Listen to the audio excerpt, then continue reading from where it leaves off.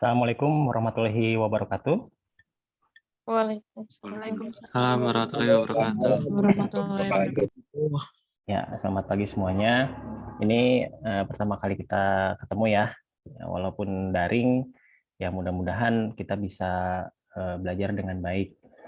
Nah, mungkin nanti sebelum ke materi, saya akan jelaskan dulu apa teknis perkuliahannya seperti apa. Karena ini kan baru pertemuan pertama ya, baru pertemuan pertama. Jadi teknis perkuliahannya nanti seperti apa, saya akan jelaskan. Lalu sedikit materi pembukaan, bukan pembukaan, apa namanya, pendahuluan. Gitu. Terus kan kita akan 2 sesi ya hari ini. Kita akan 2 sesi hari ini. Agak panjang nih, bukan agak panjang lagi, panjang banget gitu ya. Jadi nama SKS. Jadi kita nanti sesinya nanti ada rehat lah, kita rehat dulu gitu ya. Rehat dulu nanti setelah masuk ke pertemuan kedua. Nanti kita mulai yang pertemuan pertama ini sampai sekitar jam 10-an atau kurang lebih setengah 10-an lah ya. Kita lihat ininya, kita rehat dulu, nanti kita mulai lagi jam 10 masuk ke materi. Nah, tapi nanti di pertemuan kedua itu kita udah mulai sedikit praktek gitu ya, sedikit praktek. Ada yang software yang harus diinstal, yang kemarin sudah saya share ya di grup WA. Itu tinggal di-download aja, lalu diinstal examnya. Sehingga nanti pas waktu di pertemuan kedua itu sudah tidak lagi install dan kita lebih efektif untuk menggunakannya. Oke, saya mulai dulu di teknis perkuliahan.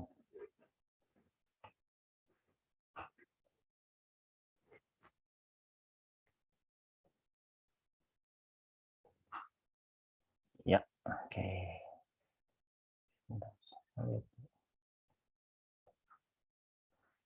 Ya. Oke, di sini ada komponen penilaian ya. Komponen penilaian untuk mata kuliah pemrograman web lanjut ini seperti ini ya.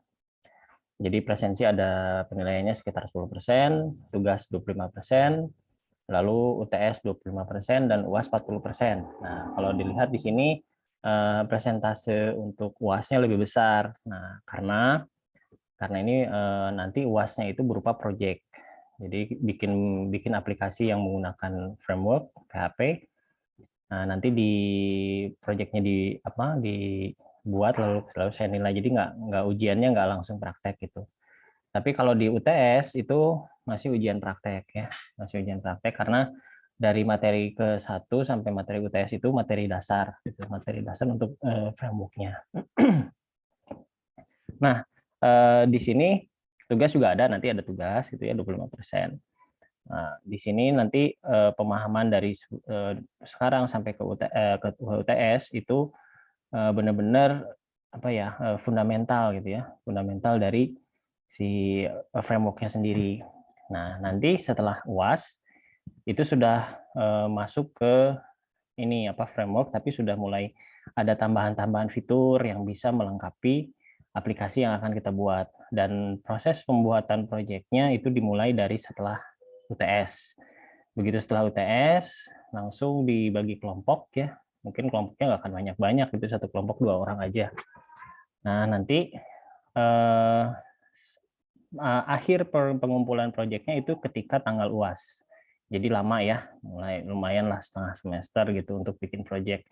Nah, nanti ada kriteria juga proyek yang dibuat seperti apa gitu ya, supaya intinya sih si proyek tersebut akan mengukur sejauh mana pemahaman kalian tentang mata kuliah ini gitu ya.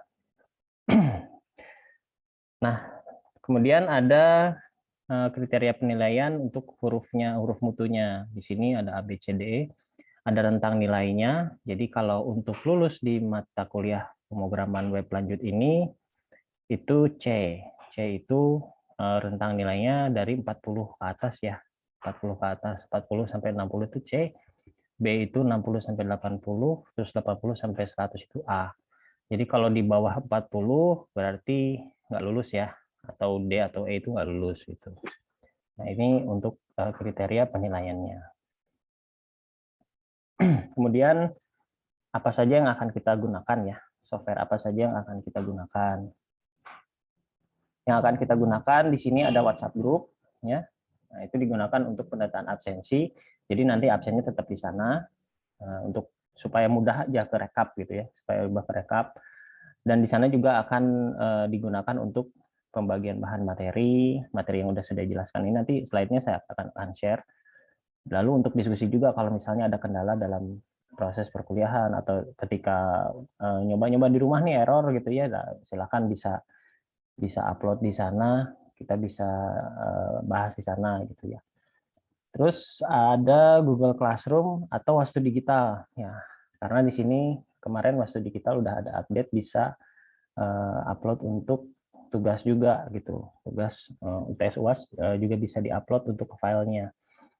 Namun saya pakai backup apabila memang Wastu Digitalnya belum siap ya, belum siap atau mungkin masih ada kendala. Nah, nanti saya backup dengan Google Classroom. Tapi utamanya kita usahakan di Wastu Digital supaya terpusat di webnya kampus. Nah, kemudian ada Zoom Meeting. Nah, Zoom Meeting ini yang kita gunakan sekarang, itu digunakan untuk penyampaian materi, praktikum, dan diskusi. Itu diskusi di sini. Karena kalau mata kuliah praktek berarti kan harus dicontohkan. Kalau sudah dicontohkan ya berarti harus nanti saya cek juga nih yang udah mengerjakan bagaimana gitu. Nanti kalian bisa share screen juga ya. Share screen juga kalau misalnya ini udah bisa belum gitu. Atau misalnya ada yang error silahkan langsung di share screen gitu supaya bisa dibahas. Nah, oke. Selanjutnya RPS-nya nih. Rencana pembelajaran semester. Apa saja sih yang akan kita pelajari ya? Yang akan kita pelajari selama 1 semester ini gitu ya.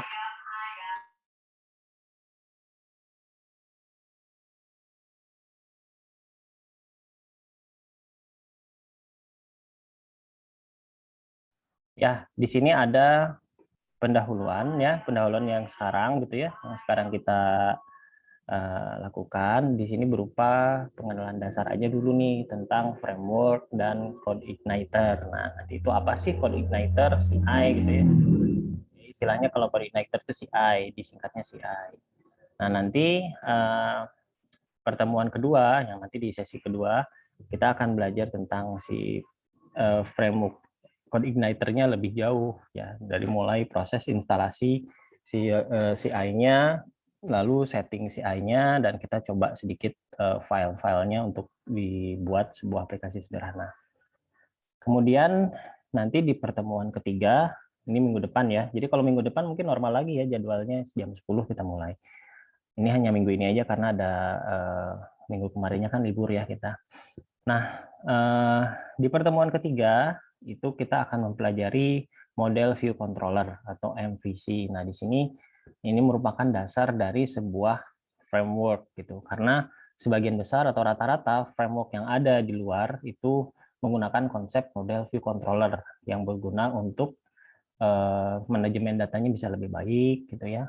Manajemen untuk codingnya juga lebih teratur kalau pakai konsep ini. Kemudian lebih tangguh dari hacking, jadi lebih bagus dari sisi apa namanya security-nya gitu, security-nya. Jadi dasarnya ini harus dikuasai untuk MVC ini. Nah, nanti di pertemuan keempat mulai ke konversi penulisan dalam CI. Maksudnya apa nih konversinya? Konversi maksudnya ada beberapa tulisan yang di PHP native, kalau di CI itu bentuknya seperti apa gitu. Nah, nanti ada sesi khusus untuk itu karena memang ada beberapa kode yang lebih ringkas kalau di CI dibandingkan dengan PHP native. Walaupun bahasa pemrogramannya tetap PHP native gitu. PHP ya gitu. Terus konfigurasi aplikasi CI dan URI segment. Nah, ini di pertemuan kelima. Di sini walaupun nanti di pertemuan kedua kita sudah masuk ke konfigurasi ya, tapi konfigurasinya konfigurasi dasar gitu ya, yang tidak terlalu banyak yang disetting gitu. Nah, sementara kalau di pertemuan kelima itu lebih ke konfigurasi yang lebih lanjut ya, konfigurasi yang lebih lanjut. Yang kita gunakan untuk mengembangkan aplikasi kita. Oke, nah nanti di pertemuan kelima ini ada beberapa settingan yang digunakan supaya si aplikasi kita lebih baik gitu. Nah, kemudian di pertemuan keenam baru kita belajar koneksi ke database. Walaupun nanti di pertemuan ketiga juga saya akan singgung karena kita sudah bahas model di situ ya. Kita sudah bahas model di situ. Nah, pada pertemuan ke-6 ini, nah itu kita akan bahas tentang database, koneksi ke database-nya seperti apa, dan kode-kode dari CI-nya yang seperti apa yang digunakan untuk memanage database. Nah, lalu di pertemuan ke-7 itu sebelum UTS ya, kita akan mengintegrasikan template-nya. Kita akan mengintegrasikan template atau framework admin LTE ke dalam CI. Nah, ini ada dua framework nih. Nah, apa sih bedanya ya admin LTE dan CI itu gitu. Kalau CI itu sebuah framework PHP, kalau admin LTE ini berupa framework CSS ya. CSS yang fungsinya untuk tampilan. Sehingga program kita lebih cepat dalam membangunnya gitu ya. Dalam proses membangunnya itu bisa lebih cepat dibandingkan hanya CI saja. Kalau hanya CI saja memang dari sisi security sudah ready, sudah siap, sudah bagus. Tapi nanti page per page-nya ya tetap harus dibangun gitu, harus dibangun secara manual. Nah, ini juga lumayan nih makan waktu. Jadi kita butuh sebuah template Bootstrap ya, yang akan saya gunakan adalah template Bootstrap, template CSS supaya aplikasi kita lebih cepat gitu. Nah, setelah ini baru UTS. Nah, di UTS di sini nanti materinya ya yang kita bahas dari pertemuan 1 sampai pertemuan 7 berupa praktek ya, berupa praktek nanti dikumpulkan ya, maksudnya nanti saya periksa ketika praktek gitu. Lalu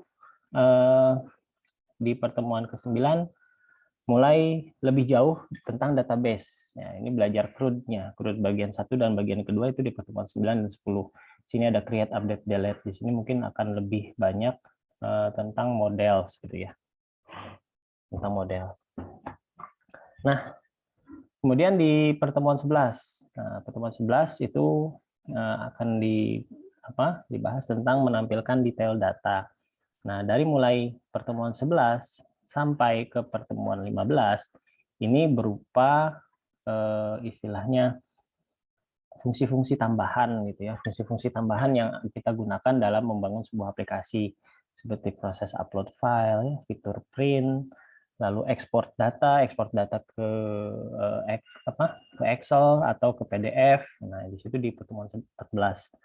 Lalu ada sistem login. Nah, kenapa disebut sistem login? Karena kalau saya yakin sih ya login sendiri udah pernah dipelajari ya di pertemuan sebelumnya. Cuman mungkin belum menggunakan sistem login. Apa yang disebut sistem login? Sistem login itu nanti kita menggunakan session, terus menggunakan settingan security supaya lebih baik gitu.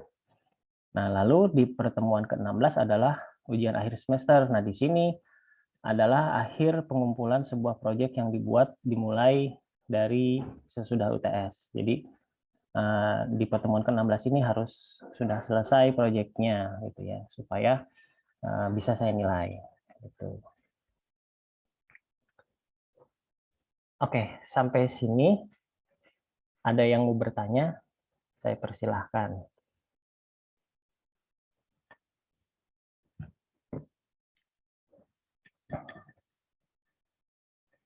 Ya, sampai sini paham kira-kira?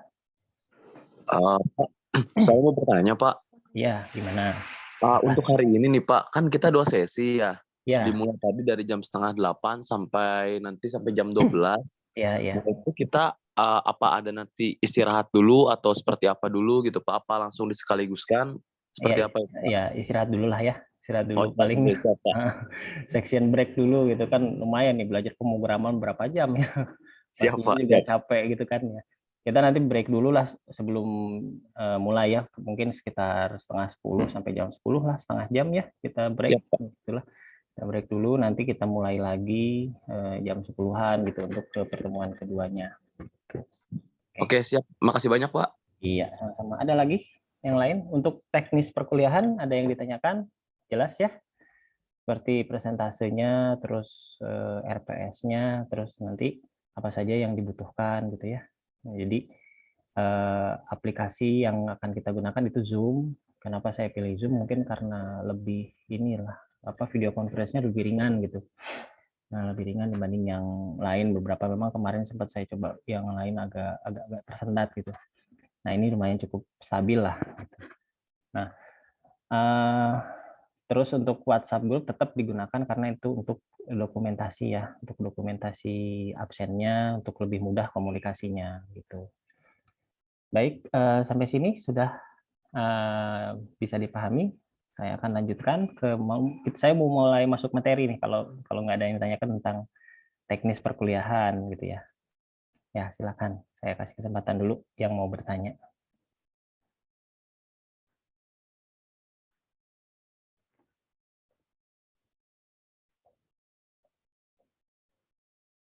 Nggak ada yang mau tanya? Saya lanjut ke materi ya.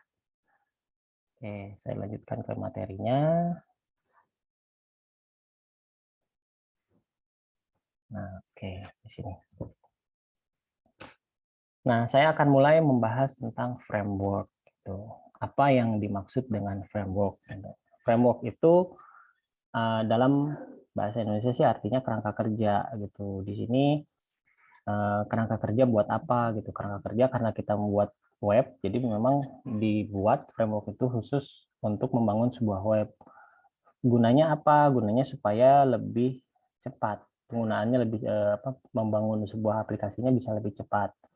Nah, framework ini isinya berupa kode-kode program yang sudah dibuat ya, bisa berupa library, helper atau tools-tools yang lain seperti tools security gitu ya, atau tools untuk database, untuk email, itu untuk PDF, untuk print gitu ya, untuk searching tabel. Nah, itu sudah disediakan di framework. Jadi kita tidak harus membuatnya secara manual. Berbeda dengan kita buat aplikasi menggunakan PHP native. Nah, apa sih PHP native gitu? Itu sebetulnya istilah ya. PHP native itu istilah kita membuat sebuah program menggunakan PHP dari nol gitu, dari mulai membuat halamannya satu persatu. Nah, itu disebutnya PHP native.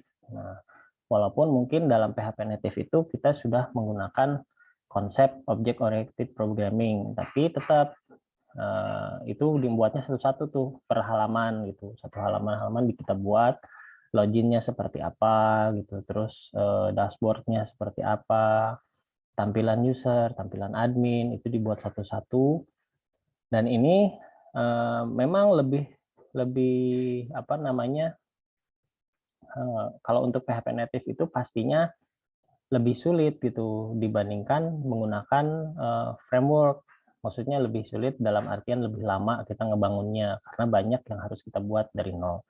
Tapi kalau framework itu sudah tersedia, tapi memang ada kekurangannya. Otomatis kita harus mempelajari si framework itu sendiri.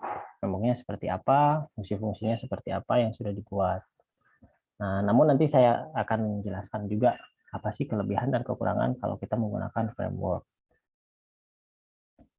Nah, bila kita bekerja dengan framework, ya, pekerjaan kita akan lebih cepat, yang tadi sudah saya sampaikan, lebih cepat, lebih mudah, ya karena sudah memiliki alurnya. Jadi apa aja yang mau dikerjakan gitu sudah ada kerangkanya gitu ya, ada batasan-batasannya.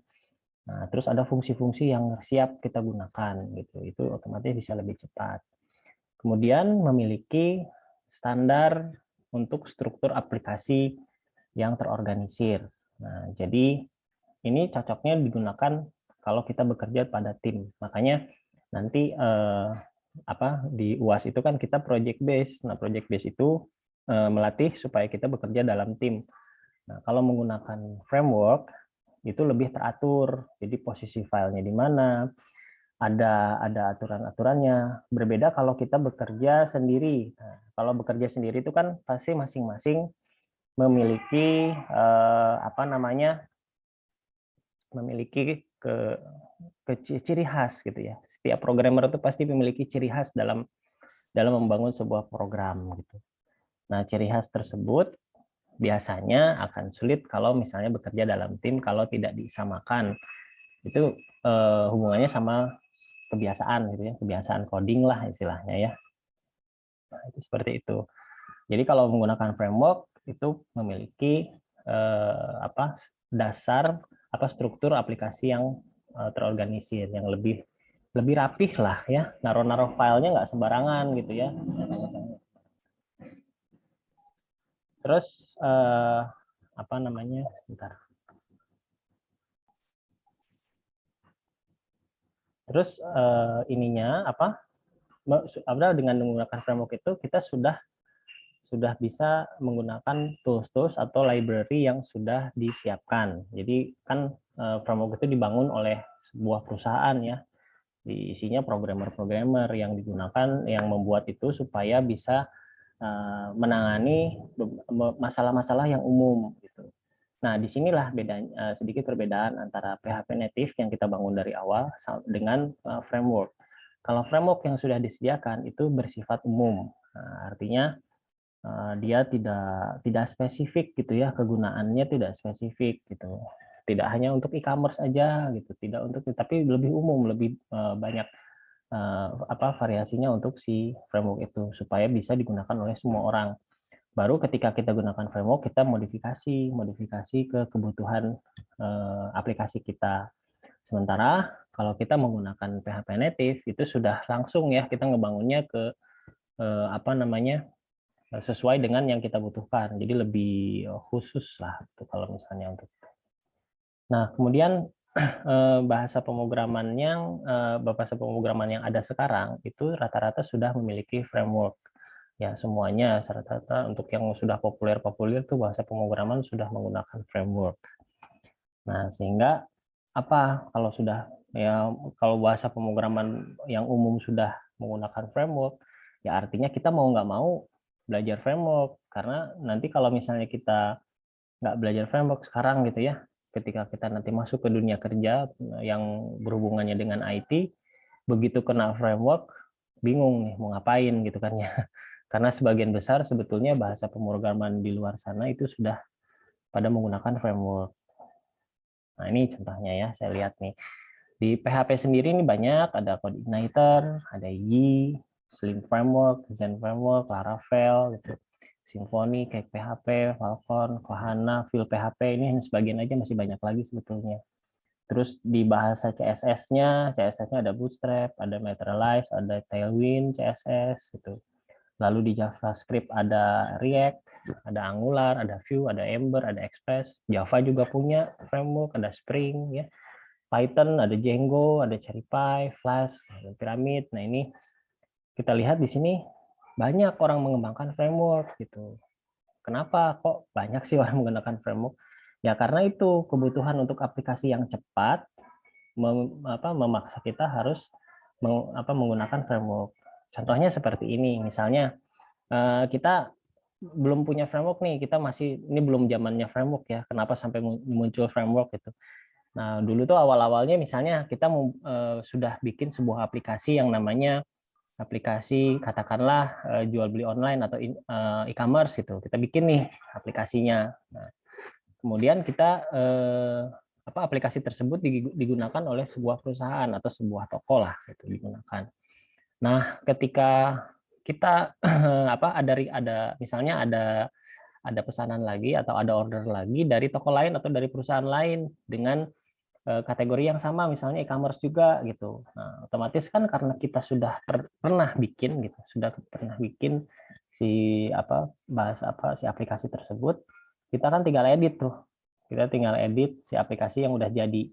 Nah, konsep dasarnya seperti itu. Jadi aplikasi yang sudah jadi itulah yang disebut sebagai framework gitu. Nah, sehingga kalau pas ada order-order lain gitu ya dari perusahaan-perusahaan lain yang sejenis yang membutuhkan aplikasi tersebut, tidak harus membangun dari awal, tapi kita tinggal meneruskan dengan mengedit file aplikasi yang sudah ada. Nah, latar belakangnya dari situ. Kenapa ada framework? Sehingga banyak perusahaan-perusahaan yang mengembangkan framework ini untuk membantu si programmernya, gitu, untuk membantu programmer supaya lebih mudah dalam membangun sebuah aplikasi. Nah, lalu kan tadi pertanyaannya kalau misalnya itu kan spesifik tuh kalau native, hanya misalnya khusus e-commerce saja atau misalnya khusus untuk penggajian ya, sistem penggajian aja gitu. Nah, Supaya framework itu bisa diterima oleh semua orang, nah otomatis framework-nya harus bersifat umum. Artinya bisa dimodifikasi sedemikian rupa yang berhubungan dengan aplikasi kita. Nah, tentunya hal-hal umumnya yang dibuat, misalnya security tentang login, itu pasti umum. Rata-rata semua aplikasi menggunakan sistem login. Nah, otomatis di sini dibuatkan framework-nya khusus untuk sistem login. Nanti kan tinggal dimodifikasi aja, modifikasi apanya? Misalnya modifikasi database-nya, modifikasi user-nya, file user password atau teknik untuk menghubungkan database-nya itu tinggal diedit saja. Tapi bentuk tampilannya itu sudah ada kalau misalnya kita menggunakan framework CSS.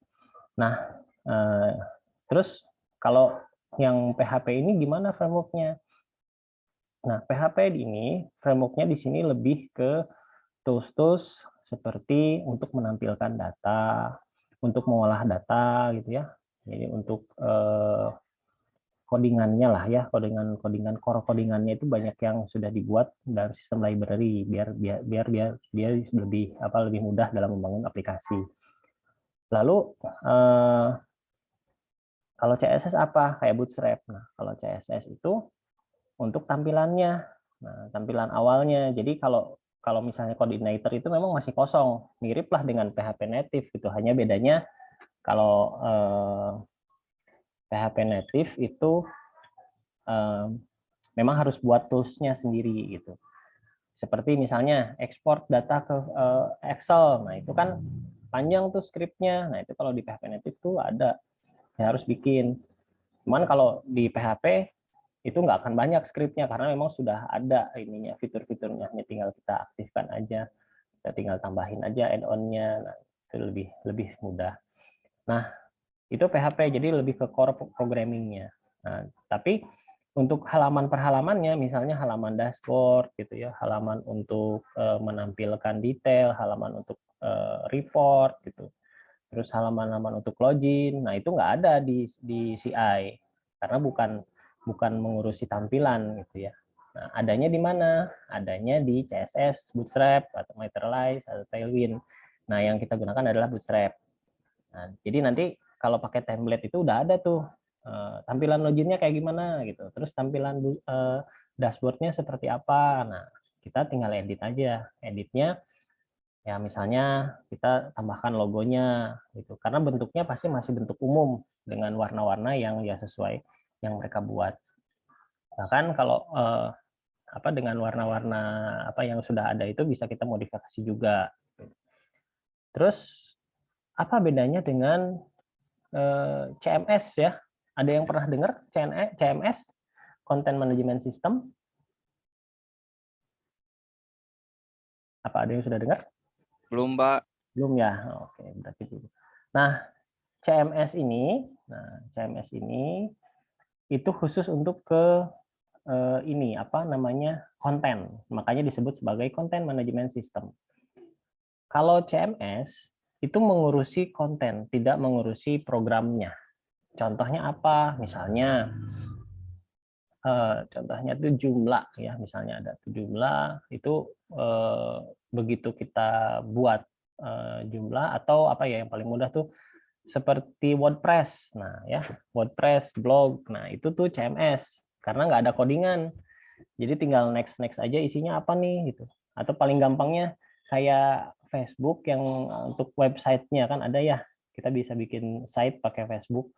Itu kan yang diisi cuman kontennya aja kan, gambarnya, videonya, terus mau fitur apa gitu, tinggal tarik-tarik. Nah itu CMS, Content Management System. Kita nggak masuk ke codingannya. Tapi kalau framework kita masuk ke codingannya. Jadi lebih fleksibel dibandingkan CMS. Kalau CMS bentuknya misalnya udah warnanya udah merah ya udah kayak gitu, sulit untuk diedit gitu. Biasanya seperti itu. Nah, selanjutnya itu ya agak sedikit gambaran sedikit tentang framework. Nah, ini ada lagi ilustrasi nih, ilustrasi tentang framework itu seperti apa. Umpamanya nih kita membuat sebuah project menggunakan framework dan tanpa framework. Nah ini katakanlah seorang petani nih ya, dia akan membuat sebuah sawah nih. Nah, dia kan harus ngebajak dulu tuh sawahnya ya. Nah, kalau yang tanpa framework itu dia dipaculin satu-satu gitu ya. Si tanahnya tuh dibalik-balikin satu-satu gitu semua. Nah, berbeda dengan yang menggunakan framework. Kalau menggunakan framework itu sudah pakai alat. Nah, contohnya kayak ini yang petani yang ngebajak sawahnya pakai traktor, pakai ini ya, pakai alat bajaknya. Ini kan diibaratkan si framework itu si alatnya. Otomatis kan si petani tersebut harus mempelajari cara menggunakan alatnya. Nah, itu sama. Jadi kalau kita programmer, ya kita harus belajar cara menggunakan si framework-nya gitu. Cuman hasilnya dari kita belajar framework itu bisa lebih cepat prosesnya. Misalnya kalau yang tanpa framework, kita bisa menyelesaikan proyek tersebut dalam waktu misalnya 6 bulan gitu ya. Tapi kalau dengan framework bisa 1 bulan gitu ya, bahkan bisa hitungan minggu, 1 minggu, 2 minggu selesai gitu. Karena memang sudah ada semua, tinggal diedit dan disesuaikan. Jadi sangat signifikan bekerja dengan framework dan bekerja dengan tanpa framework gitu. Cuman kekurangannya kalau dengan framework ya kita harus mempelajari dulu frameworknya. Ada waktu untuk mempelajari framework itu sendiri gitu. Nah, framework yang akan kita gunakan adalah CI, Code Igniter. Kenapa Code Igniter gitu ya? Ada beberapa pertimbangan kenapa saya ngambil Code Igniter dulu gitu ya dibandingkan framework yang lain gitu ya. Nah, dalam perkembangannya sebetulnya Code Igniter itu apa namanya?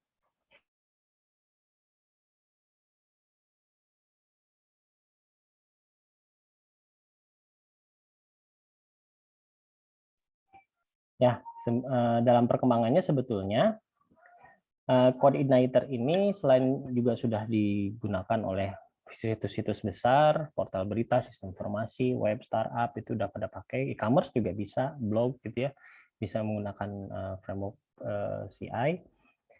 Dia juga sekarang sudah berkembang sampai ke versi 4 gitu. Sampai ke versi 4 Code Igniter. Tapi yang akan kita pelajari adalah versi 3, bukan versi 4-nya. Karena versi 4-nya itu sudah lebih advance, sudah lebih rumit ya. Dan itu baru juga, baru keluar gitu. Biasanya dia menyesuaikan dengan fitur-fitur yang baru yang kalau kita tidak mempelajari yang CI 3-nya itu bakal bingung gitu ya. Bakal bingung dulu. Jadi sebaiknya sih kita belajar CI 3 dulu. Terus kedua, CI 3 itu masih mendukung PHP 5 gitu. Jadi masih mendukung PHP 5 yang lama ya, versi lama. Itu masih mendukung PHP 5 dan PHP 7. Jadi yang PHP 7 masih bisa.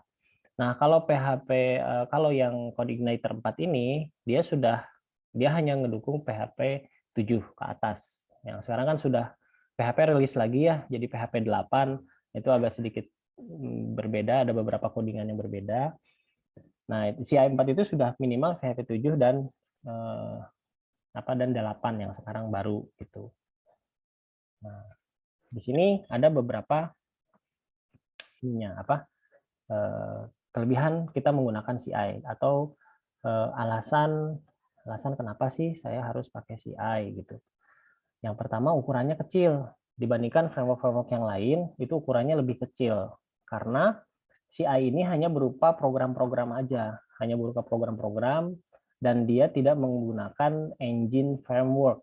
Nah, kalau engine framework itu seperti apa? Nah, engine framework itu dia semacam program lagi yang digunakan untuk menjalankan si sebuah framework tersebut. Nah, bedanya dengan yang pakai engine dan enggak itu gimana? Kalau yang pakai engine framework, kita bisa menaruh atau kita bisa menempatkan si kode program kita tidak di dalam folder exam. Jadi kita bisa taruh di folder mana aja. Nah, menggunakan framework engine itu memungkinkan. Tapi dia membutuhkan space lebih besar. Nah, itu bedanya menggunakan framework yang menggunakan engine dan enggak gitu. Nah, CI 3 ya, CI 3 dan CI 4 sebetulnya itu masih ukurannya masih kecil karena dia tidak menggunakan itu engine gitu. Nah, namun untuk yang CI 4 sekarang itu sudah mulai support ke engine framework. Nah, itu makanya salah satu pilihan saya kenapa jangan deh ini terlalu jauh kalau untuk yang baru-baru belajar dari mulai PHP native langsung loncat ke engine framework kayaknya agak repot ya, karena perpindahan antara framework dan native pun juga lumayan susah ya. Banyak yang harus diperhatikan, banyak yang harus dipelajari gitu. Tapi kelebihannya kalau misalnya kita sudah mempelajari satu framework, untuk framework yang lain itu lebih mudah, lebih gampang gitu ya. Relatif lebih gampang. Ya seperti kita belajar pemrograman ya, awal-awal mungkin yang belum tahu pemrograman kayak waktu semester 2 kan ya, semester 1 semester 2 itu kan masih belajar C++ ya, C++. Lalu ketika belajar PHP ya itu akan lebih, maksudnya nggak kaget gitu karena sudah mirip-mirip. Nah sama lah, ini sama kayak begitu. Jadi misalnya sekarang kita belajar CI dulu, setelah misalnya saya pengen belajar yang JavaScript, React gitu ya, atau pengen belajar Angular gitu, Node.js, itu kurang lebih sama ya, strukturnya kurang lebih sama, pakai MVC juga ya, model view controller juga. Nah, cuman bahasanya aja beda gitu, bahasanya beda, settingannya berbeda gitu, tapi pada dasarnya sama. Nah, jadi memang di awal ini agak sedikit kaget lah karena loncat nih dari CI ke dari native ke CI. Nah, yang kedua konfigurasinya minim gitu ya. Hampir disebut sebagai nearly zero configuration. Jadi konfigurasi di CI itu nggak terlalu banyak untuk menjalankan menjalankan aplikasi yang sederhana gitu ya, aplikasi yang sederhana, kecuali memang kalau aplikasinya sudah di customize khusus untuk menyelesaikan suatu masalah. Nah, biasanya kita harus menambah library tertentu atau kita bisa bikin custom library yang kita dipanggil oleh programnya kita gitu. Tapi pada dasarnya CI itu framework-nya mudah untuk disetting.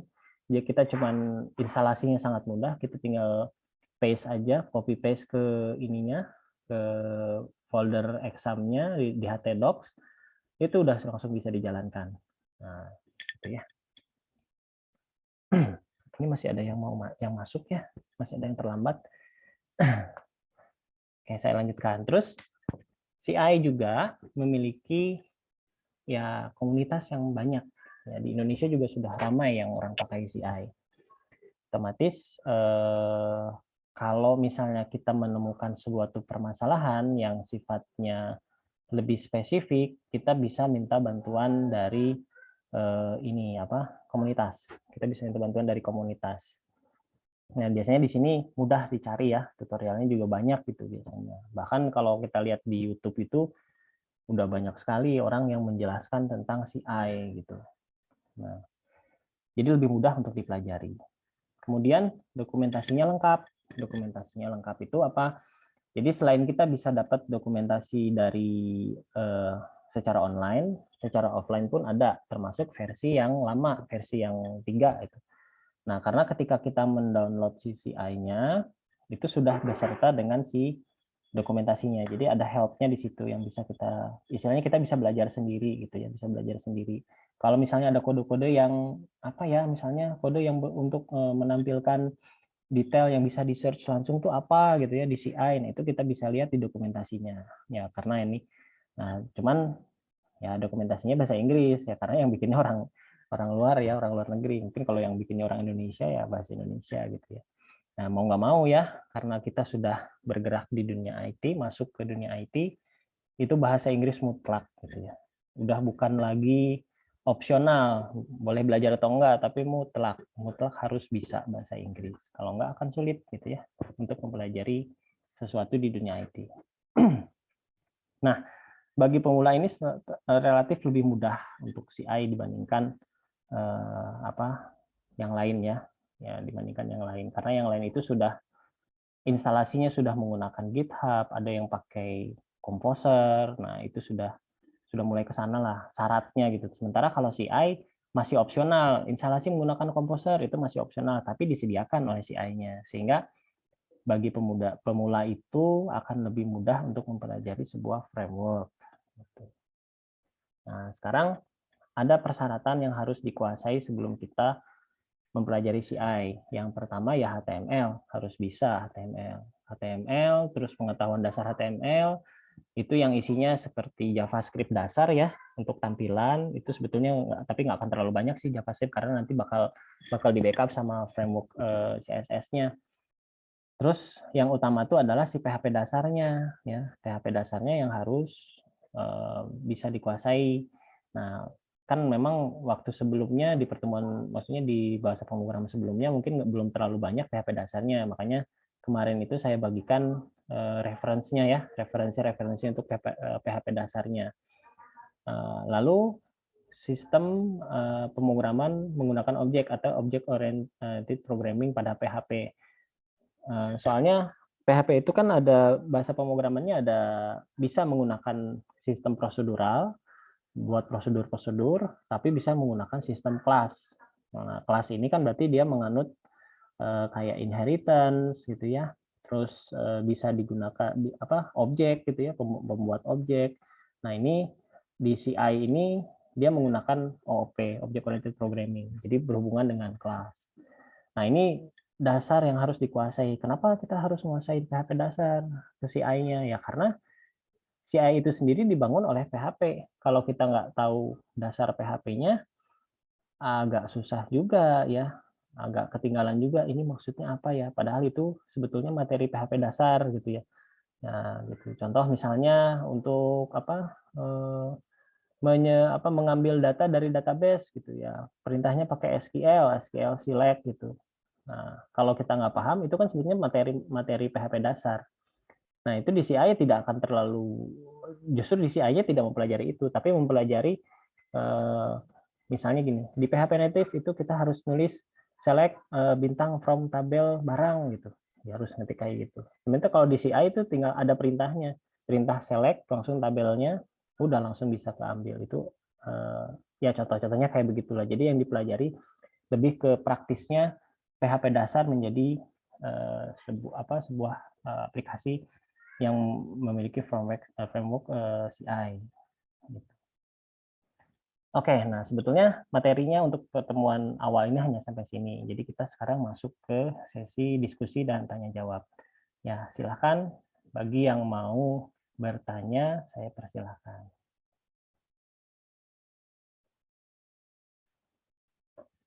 Ya, mudah-mudahan bisa dipahami. Oke, silakan yang mau bertanya. Pak, izin tanya, Pak. Ya, silakan. Dengan siapa ini? Izin memperkenalkan diri, nama saya Rahman dengan NIM 191351189. Ya, silakan Izin. Rahman. Ya. Kan CI juga kan ada beberapa versi ya, Pak. Kalau Ya. misalnya kita beda versi dikit aja itu konfigurasinya juga beda apa sama, Pak? Kalau dari CI 3 ke dari CI 2 ya, kan awal-awal yang populer itu dari CI 2 ya. CI 2 ke CI 3 itu nggak terlalu banyak konfigurasi yang berbeda. Juga ke CI 4 itu nggak terlalu banyak. Cuman fiturnya bertambah, gitu. Fitur-fiturnya bertambah dan bahasanya pun berubah karena CI 2 itu kan masih zamannya PHP 5 ke bawah gitu ya. Zamannya PHP 5 ke bawah. Jadi ketika kita masuk ke CI 3 otomatis ada beberapa fitur yang nggak bisa jalan di CI 2 gitu. Nah, itu aja sih, tapi perubahannya antara 2 ke 3 tuh nggak terlalu signifikan. Nggak terlalu signifikan ya, masih bisa diimbangi lah. Cuma kalau 3 ke 4 ini lumayan bedanya jauh gitu. Bedanya jauh. Kenapa? Karena si CodeIgniter itu sendiri dia ingin bersaing juga kan dengan framework yang lain ya seperti Laravel atau apa. Karena saya ingat ketika masih CI 2 itu Laravel udah ada gitu ya. Laravel udah ada terus dia sudah menerapkan engine engine framework gitu. Nah, otomatis kan ini CI-nya ngeluarin nih yang versi 3 dia akan lebih baik gitu. Terus sekarang banyak bermunculan dengan versi-versi framework yang baru dengan sistem-sistem yang baru. Nah, otomatis CI juga mengembangkan supaya tidak ketinggalan dengan framework-framework yang lain. Jadi kalau untuk konfigurasinya kurang lebih sama lah. Gitu. Ya. Oke, ada lagi? Apa cukup jelas? Jelas, Pak. Oke, yang lain ada yang mau ditanyakan?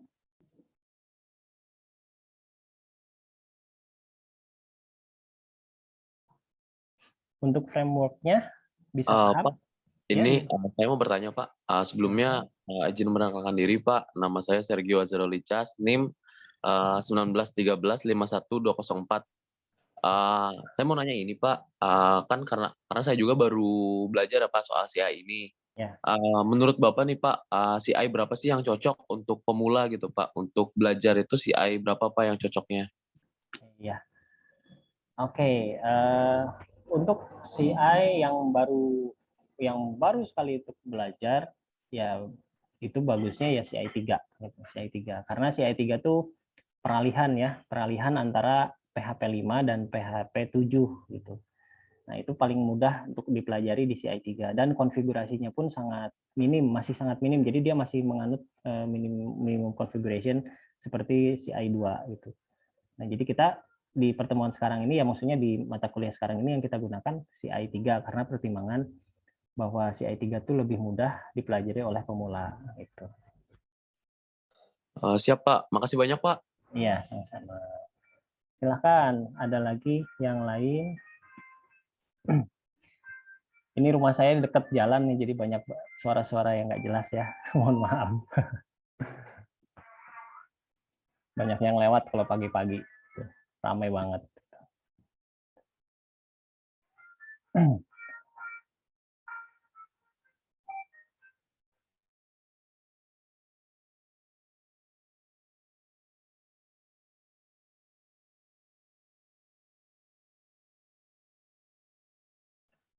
Ada yang mau ditanyakan yang lain? Nah, kalau nggak ada, coba saya sedikit diskusi dulu ya. Kalau terakhir ketika di bahasa pemrograman web sebelumnya itu belajarnya sampai mana?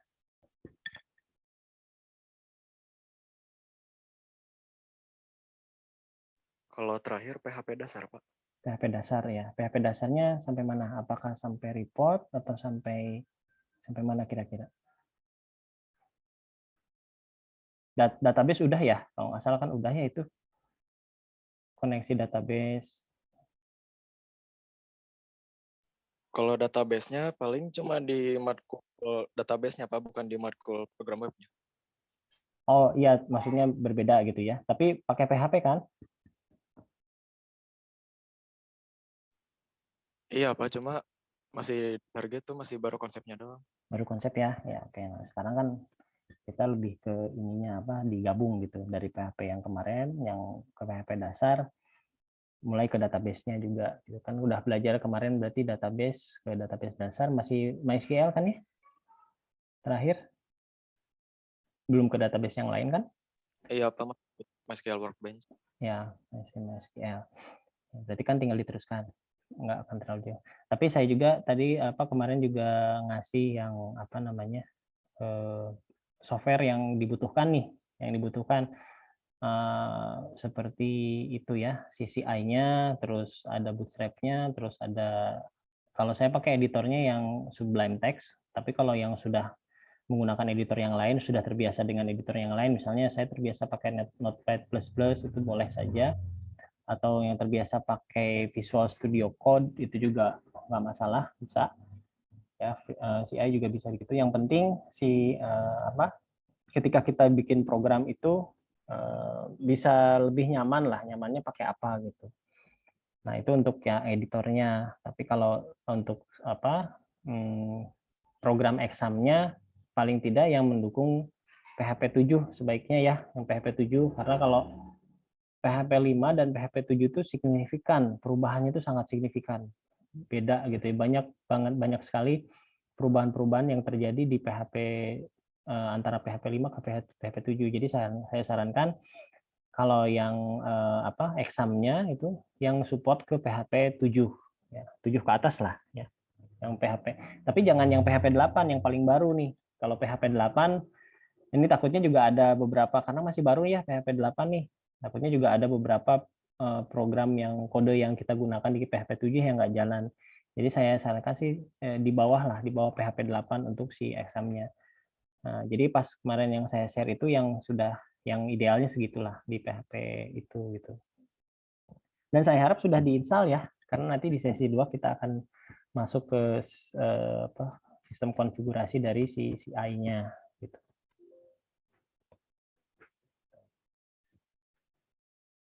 Bentar. Oke, silahkan ada yang mau bertanya lagi? Pak, maaf sebelumnya, Pak. Ya. Ini tadi Sarah nge-WA saya, katanya Ya. tadi keluar, terus minta masuk lagi, Pak.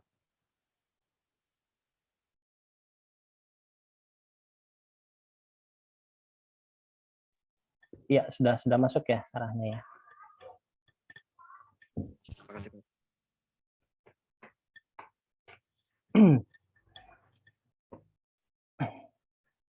Oh ya, ini Zoom meetingnya saya record ya, saya rekam. Nanti saya upload juga. Jadi kalau untuk dokumentasi, jadi kalau teman-teman ada yang ketinggalan nanti bisa lihat aja videonya. Ya. Jadi kalau kayak yang tadi ya, misalnya yang tiba-tiba keluar terus masuk lagi, nanti bisa cek. Nanti saya upload di YouTube karena saya nggak bisa saya bagikan di WA karena filenya pasti besar gitu. Jadi lebih mudahnya ditaruh di YouTube aja. Cuman saya setting private, jadi yang punya linknya aja yang bisa lihat gitu. Yang punya link YouTube-nya, jadi nggak dibikin umum ya. Gitu.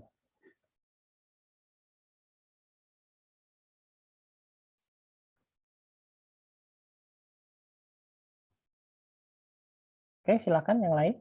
Siapa lagi yang mau bertanya?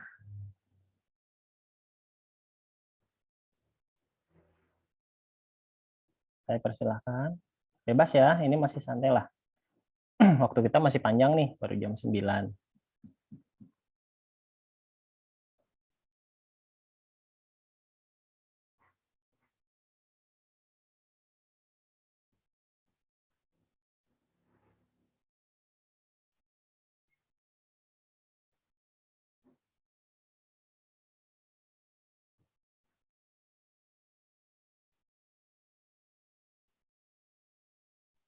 Nanya Pak, Ya, silakan. nama saya Eka Lajami Afianto, NIM 1913-51154 Pak. Ya, Mau gimana? nanya, selain CI Pak, apa saja Pak ininya yang ada di framework PHP? Di framework PHP itu banyak ya, nggak hanya CI. Tadi saya sudah sebutkan ada Laravel, ada Y framework, ada Slim framework. Nah, itu masing-masing dibuat oleh sebuah perusahaan yang berbeda. Nah, tapi karakteristiknya hampir sama lah. Karakteristiknya sama. Nah, sama artiannya begini, misalnya dia pakai konsep model view controller. Nah, itu sama lah kayak begitu. Cuman mungkin agak sedikit beda di settingan gitu ya, settingannya agak sedikit beda.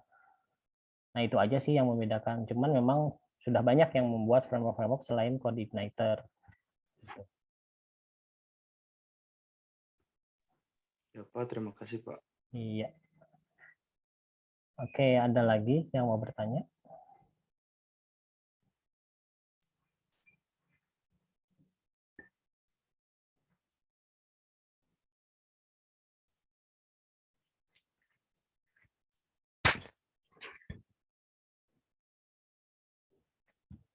Ini udah pada sarapan belum?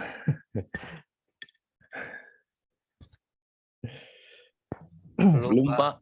Iya, pada sambil aja lah, sambil ya. Sambil ngopi gitu.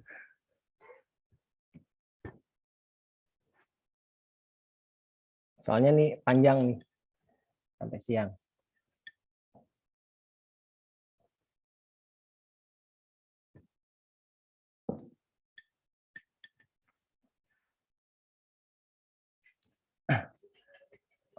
Oke, untuk framework pada paham apa itu framework gitu ya? Kira-kira ada gambaran?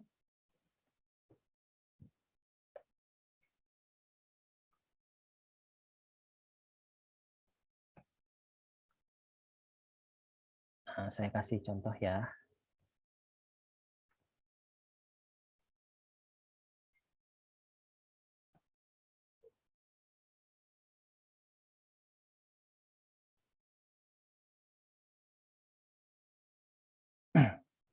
Nah, ini CI yang sudah terinstall. Saya kasih contoh. Nah, ini nanti kita yang editnya di sini. Nanti saya jelaskan di sesi kedua seperti ini. Cuman aplikasinya harus di-download dulu ya. Nah, ini aplikasinya harus sudah di-download semua di laptop masing-masing karena kita akan praktek hari ini. Ini examnya yang 64. Lalu kalau di sini Sublime Text sih, kalau yang nggak punya Sublime Text. Ini CI-nya, lalu ini Bootstrap-nya. Kalau Bootstrap sih nanti kita pakainya setelah nanti di pertemuan ke-6 ya. Tapi nggak apa-apa, sekarang diambil aja. Nah, paling tidak ini harus terinstall nih.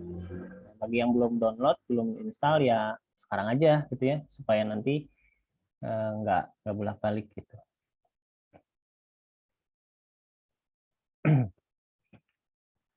Oke, gimana? Ada yang mau dibahas? Ada yang mau bertanya? Ada yang mau cerita? Silahkan, bebas. Waktu kita masih panjang.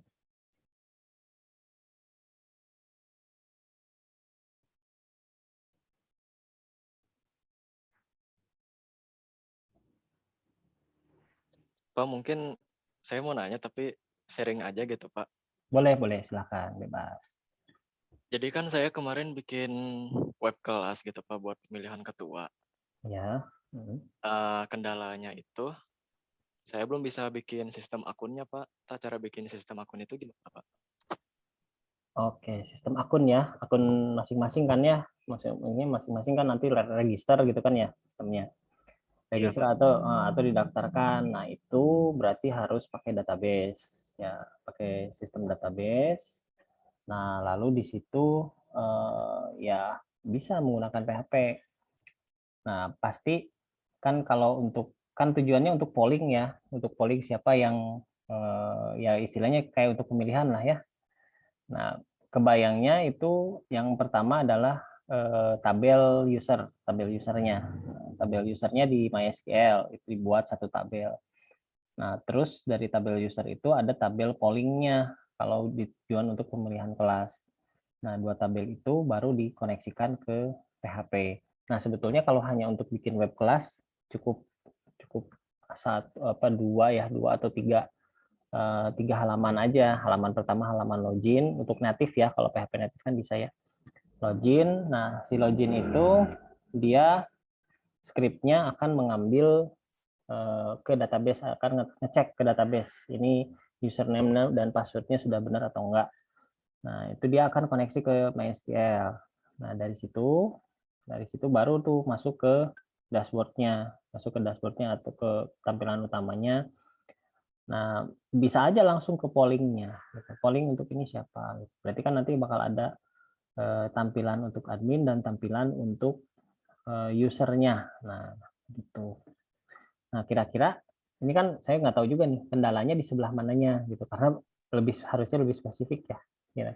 Jadi gini, Pak, sistem regis sudah ada. Kan jika ada regis otomatis ada login. Ya. Tabel akun juga udah ada, tabel hasil pemilihan juga ada. Tapi kan biasanya kalau kita login nih, Pak, suka bacaan selamat datang ini atau kamu login sebagai. Nah, saya belum bisa, Pak. Oh, itu. Ya. Itu mainin variabel sebetulnya ya.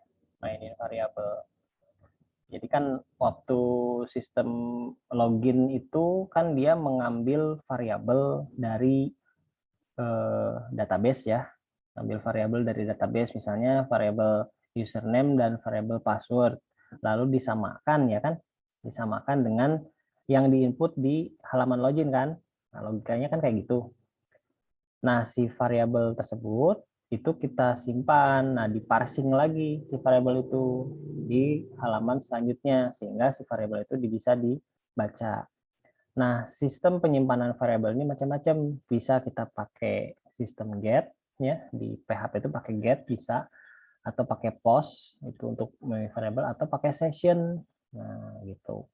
Nah, nanti kita belajar sih, kita belajar sampai sana semua, get sama sessionnya juga belajar supaya manajemen si database-nya lebih mudah gitu. Kan misalnya kalau halaman webnya lebih dari satu, kalau kita pakai sistem get itu berarti si variabelnya harus diparsing dari satu halaman ke halaman yang lain gitu.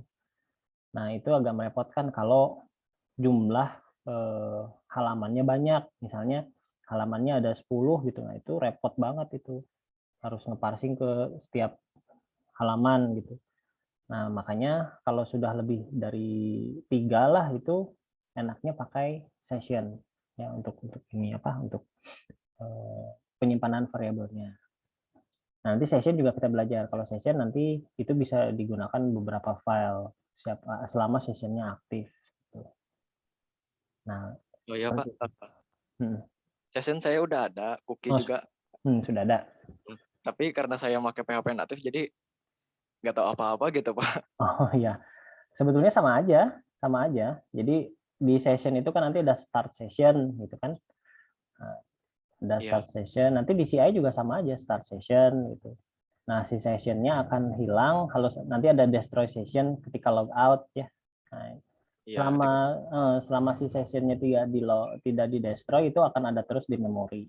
Jadi sebetulnya sama aja. Tapi nanti saya refresh juga ya, Nah, sistem sessionnya itu.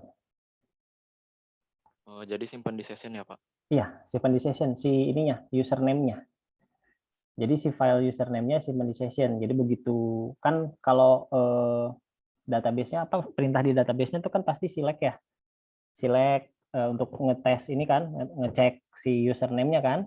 Iya. Nah, dia select tuh, udah select kan nanti di MySQL tuh ada yang apa namanya fetch MySQL fetch array kan. Ada. Nah, si fetch array itu kan masing-masing itu nyimpen si ininya username. Ya kan username simpen, terus password simpen. Nah, si variabel itu disimpan lagi ke session gitu. Disimpan lagi ke session. Jadi ketika pindah halaman itu nggak hilang, tinggal panggil sessionnya. Jadi jangan disimpan di variabel biasa, tapi disimpan di variabel session. Itu. Di sessionnya berarti variabel global Pak? Apa gimana? Iya, session itu variabel global. Oke Pak. Yang namanya session itu variabel global. Kalau yang nggak pakai session berarti variabel lokal. Dia hanya berlaku di ini aja di halaman itu. Begitu pindah ke halaman lain udah nggak kebaca gitu. Sementara kalau pakai session bisa tinggal apa sih $_session terus nama sessionnya kan. Nah itu untuk di halaman selanjutnya untuk ininya untuk aksesnya. Gitu. Baik Pak, terima kasih Pak. Iya, oke. Nah jadi nanti di halaman selanjutnya bakal ada si welcome siapa gitu ya, welcome Rahman gitu ya. Nah, oke. Ada lagi yang mau bertanya?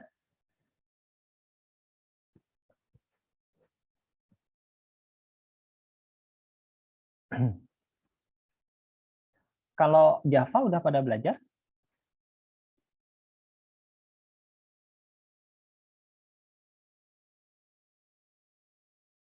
Atau hari ini ya? Apa maksudnya? Semester ini ya belajar Java? Iya Pak, semester ini Pak. Semester ini. Tapi sebelumnya sudah belajar apa? Object Oriented Programming belum OOP? Belum Pak kalau itu Pak. Oh belum ya. Wah berarti sekarang nih sepaket nih berarti dari CI ya saya harus jelasin OOP-nya juga sedikit. Karena nanti kalau nggak salah di ini kan di mata kuliah nanti yang Java tuh pemrograman berorientasi objek ya. Nah itu lebih luas tentang dibahas tentang ininya apa namanya OOP-nya seperti apa gitu, kelas dan prosedural gitu ya, seperti apa bedanya. Jadi kalau nanti di saya mungkin hanya sekilas aja lah tentang si OOP-nya. Soalnya beda banget antara PHP native yang menggunakan prosedural dengan PHP native yang menggunakan kelas gitu. Konsepnya beda, tapi pada dasarnya sama aja sebetulnya. Pada dasarnya sama aja.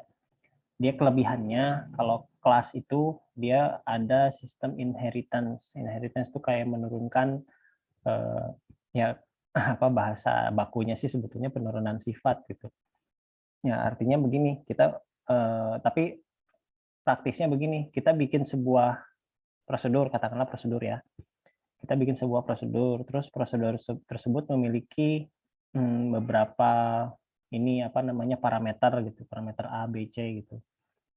Nah, terus kalau di prosedural, sistem prosedural, ketika kita bikin lagi prosedur yang lain, itu kita hanya bisa manggil prosedur sebelumnya gitu. Prosedur si ABC itu hanya bisa dipanggil prosedur sebelumnya. Sementara kalau di kelas prosedur yang pertama yang udah kita bikin atau function yang sudah kita bikin di awal itu bisa kita tambahkan si kegunaannya, tinggal diturunkan istilahnya inheritance-nya, diturunkan sifatnya. Jadi misalnya si prosedur A itu memiliki parameter ABC gitu. Terus kalau di kelas itu misalnya kita bikin prosedur lain, kita tinggal kasih perintah untuk inheritance-nya untuk prosedur yang baru, otomatis si parameter ABC-nya itu nggak usah kita tulis. Nah, nggak usah kita tulis. Nah, berarti itu udah langsung bisa digunakan tanpa harus memanggil si prosedurnya. Berbeda dengan sistem yang prosedural. Kalau prosedural itu terpisah-pisah gitu, masing-masing ya, satu prosedur dengan prosedur yang lain itu terpisah, tidak bisa berhubungan secara itu inheritance gitu. Itu aja sih bedanya gitu ya. Ya cuman kalau diomrolin kayak gini pastinya pusing gitu ya, karena memang harus dicontohkan gitu. Nah, karena konsep kelas itu lebih mudah untuk membangun sebuah aplikasi yang besar gitu. Sebuah aplikasi yang besar. Beda dengan prosedural. Kalau prosedural itu sebetulnya hanya untuk aplikasi-aplikasi yang kecil lah gitu, aplikasi yang sederhana itu lebih enaknya pakai prosedural. Kalau pakai kelas ya agak susah kalau untuk bikin aplikasi sederhana karena banyak gitu. Cuman karena umumnya orang sudah menggunakan sistem OOP, Object Oriented Programming, ya jadi mau nggak mau kita harus belajar tuh. Cuma harus tahu juga ininya, esensinya apa sih kok ada prosedural, ada kelas gitu. Ya itu tadi dari segi kegunaannya. Kalau prosedural itu digunakan untuk aplikasi yang sederhana, yang kecil gitu, yang ringan-ringan gitu. Nah, tapi kalau yang kelas itu biasanya untuk aplikasi yang berat, yang besar, bukan yang berat, yang besar, yang banyak si file-filenya. Karena kalau dengan prosedural kita harus bikin fungsi satu-satu gitu ya. Sementara kalau untuk yang kelas kita cukup bikin fungsi satu, terus di bawahnya kita nerusin lagi fungsinya dengan fungsi yang sama gitu. Nah, otomatis bisa akan lebih menghemat dari sisi sisi space kalau sistem OOP gitu. Nah itu. Jadi nanti harus ada beda, maksudnya esensinya harus paham dulu. Kok ada kita belajar prosedural, terus kok belajar OOP gitu. Nah, yaitu esensinya di situ. Kalau yang OOP untuk aplikasi yang besar. Nah, lalu untuk belajar Object Oriented Programming, ya otomatis harus menguasain dulu si proseduralnya, sistem prosedural. Karena pada dasarnya dari situ. Jadi kayak OOP itu kayak pengembangan lebih lanjut dari sistem prosedural. Gitu. Nah, sekarang hubungannya dengan CI. Kalau CI prosedural atau kelas, ya prosedural. Ada proseduralnya, gitu ya. Untuk beberapa bagian ada proseduralnya, tapi secara garis besar menggunakan kelas. Nah, menggunakan kelas. Jadi ya dua-duanya sih ya. Cuman nggak bisa pure prosedural. Pure prosedural nih, saya CI-nya khusus prosedur, itu nggak akan bisa karena dia masuknya lebih ke OOP-nya. Jadi memang mau nggak mau harus belajar OOP-nya. Gitu. Oke, ada lagi yang mau ditanyakan? Izin tanya, Pak. Silahkan. Dengan siapa ini? Dengan Salwa Qurrata Ain Firdaus, Pak. Iya, gimana Salwa? Mau tanya. Jadi kalau misalnya belajar framework itu harus benar-benar paham PHP natifnya atau bisa basicnya aja, Pak? Langsung ke framework. Ya, idealnya gitu ya. Idealnya itu harus menguasai PHP natifnya, PHP dasarnya harus menguasai. Cuman kan kalau nggak salah kemarin itu nggak sampai jauh ya, tapi paling tidak udah dapet dasar-dasarnya. Nah, itu akan lebih mudah. Nah, walaupun nanti jadi bisa berbarengan belajar yang dasar, belajar yang frameworknya.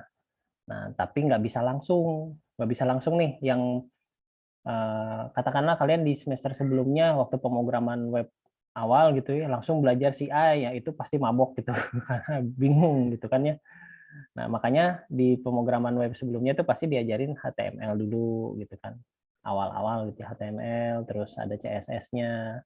Nah, lalu ke PHP dasarnya gitu. Seenggaknya tuh ada pengenalan lah, ada pengenalan dasar-dasarnya dulu. Nah, walaupun nanti pas di CI ini, di framework ini, nah tetap nanti PHP dasarnya tetap saya ini lagi saya ulangi lagi sedikit-sedikit ya supaya bisa langsung menyesuaikan ke CI-nya. Itu ya. Ya Pak, terima kasih. Iya, oke, Salwa. Ya, yang lain?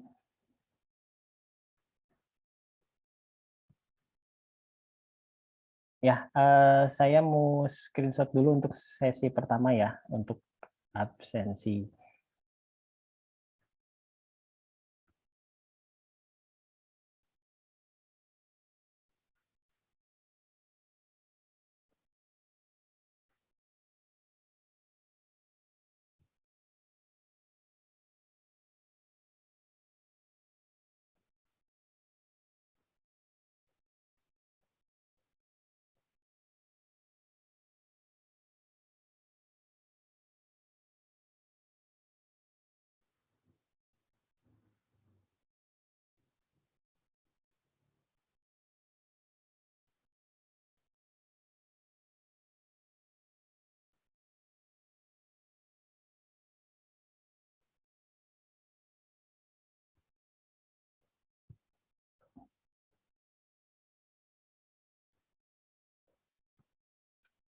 Oke, apa kita rehat dulu sebelum masuk ke sesi 2?